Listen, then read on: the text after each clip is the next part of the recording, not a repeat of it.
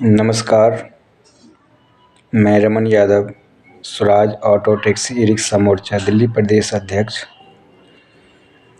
अभी दिल्ली में 5 फरवरी को वोटिंग होना है। दिल्ली विधानसभा का चुनाव है।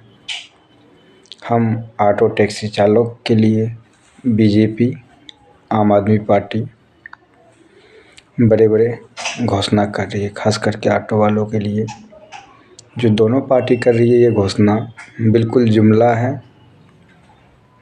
और आम आदमी पार्टी जो कर रही है, इनको अगर देना था तो पहले क्यों नहीं दिया। और बीजेपी का तो बिल्कुल जुमला ही है, क्योंकि इन्होंने 15 लाख नहीं दिया, 2 करोड़ नहीं दिया। किसानों को जो वादा किया था वो नहीं दिया, तो इनका तो बिल्कुल ही जुमला है।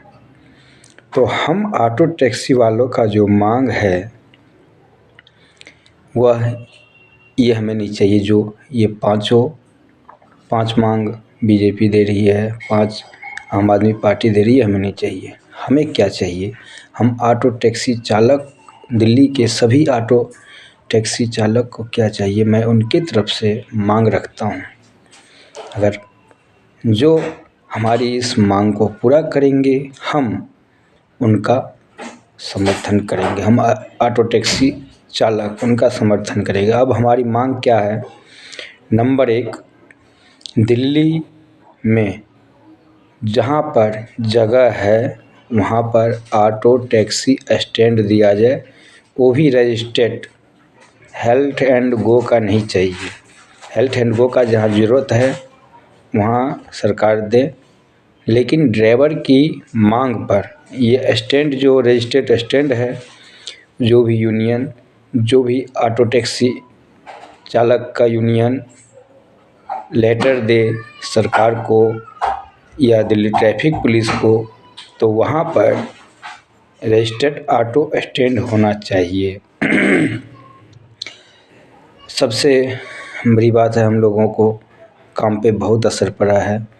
केंद्र सरकार और दिल्ली सरकार मिल कर के हम लोग को गुलाम बना दिया है। गुलाम इससे बना दिया है कि ओला, उबर, रैपिडो इत्यादि जो कंपनी है, उनको उनके अंडर में हमें काम करने के लिए ये सरकारें बोल रही है और हमें गुलाम बना दिया है।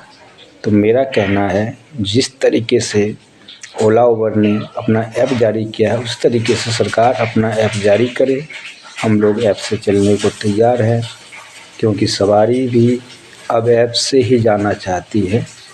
तो इसीलिए ओला, उबर पर बैन लगाए, और हमारी जो मांग है कि सरकार अपनी तरफ से ऐप चलाए, हम उस ऐप से चलेंगे।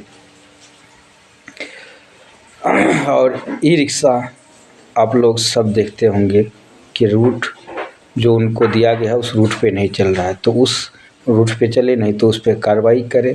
और आप सभी लोग देखते हैं कि कितना जाम लगाता है दिल्ली शहर में। वो हर एक जगह जहाँ देखो जाम लगता है। तो ई रिक्शा को जो रूट दिया गया है उस रूट पे चले, नहीं तो कार्रवाई करें उस पे। ऑटो टैक्सी चालक आयोग बनाए सरकार। मैं एलजी साहब, दिल्ली सरकार से अनुरोध करूँगा कि जब सरकार बने उसके बाद सभी ऑटो टैक्सी चालक के यूनियन को और भी सबसे राय लेकर के आप एक आयोग बनाए ऑटो टैक्सी चालक का। दिल्ली शहर में ट्रेवल्स के नाम पर जो ऑफिस खुले हुए हैं, एक नहीं लाखों ऑफिस खुले हुए पूरी दिल्ली में, इनके नाम पर कुछ जगह ऑटो टैक्सी वाले टोटिंग करते हैं, सवारी को लुटवाते हैं। तो इस ट्रेवल्स पे रोक लगा जाए, और 2 लाख का जो ऑटो आज 8 लाख में, लगभग 8 लाख में बिक रहा है, उस पर रोक लगाया जाए।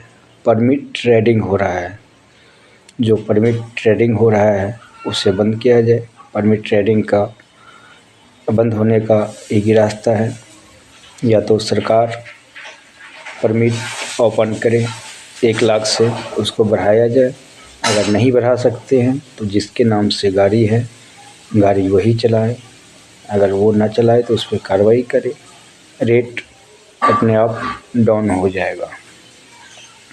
और बुराड़ी एवं और जो 13 जोनल हटौती था पहले अब 7 है, इसमें जो दलाली हो रही है उस पर रोक लगाया जाए। उस पर रोक लगाने का एक ही तरीका है, अगर हम जैसे लोग जाते हैं काम करवाने, अगर नहीं काम होता है तो एक हेल्पलाइन नंबर वहाँ पे लिखा जाए, जैसे हॉस्पिटलों में सरकार ने दिया है कि आपका अगर काम नहीं होता है तो आप इस नंबर पे फ़ोन कीजिए, आपको हेल्प मिलेगा। तो उसी तरीके से हमें बुराड़ी एवं 7 जोनल हटौती में ये सुविधा होनी चाहिए। दिल्ली शहर में प्राइवेट गाड़ी सेवा दे रही, जैसे इको वैन आप लोगों ने देखा होगा, 20 रुपये सवारी, 10 रुपये सवारी, 10-12 किलोमीटर के रेंज में चलते हैं, उस पर रोक लगाया जाए।